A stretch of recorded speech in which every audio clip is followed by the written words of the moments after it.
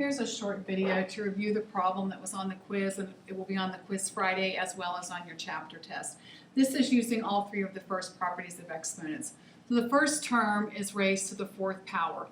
So I have 1/3 times itself 4 times, which is 1 over 81. Then I have x squared raised to the fourth. Well, that's x squared times itself 4 times. And we have a little shortcut. We can just multiply 2 times 4 and get a power of 8. Then I have y to the first raised to the fourth. So there's my expansion or distribution of the exponent to each member of the first term. Now it's the second term's turn, and I'm squaring this. 9 times 9 becomes 81.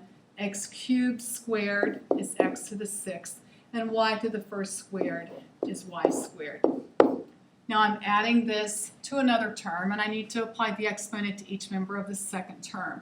So I have 5 squared becoming 25, x to the fifth squared, raising that to the 10th power, x cubed squared, y cubed squared becoming y to the sixth.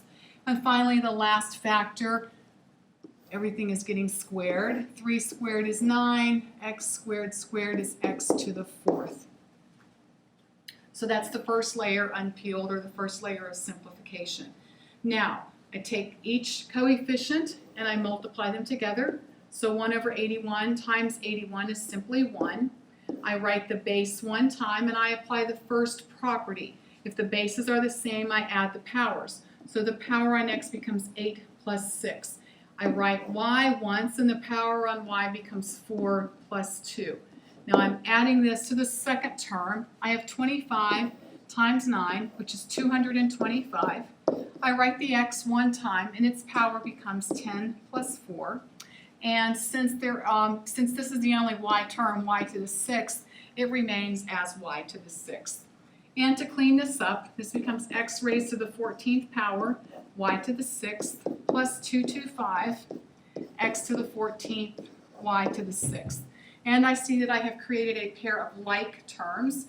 When I add like terms, meaning that the variables raised to the powers are identical, I simply combine or add their coefficients. So this simplifies as 226, x to the 14th, y to the sixth. If you think you need more practice with a problem like this, I have 2 problems right here that you can practice, and email me and I will give you the answers.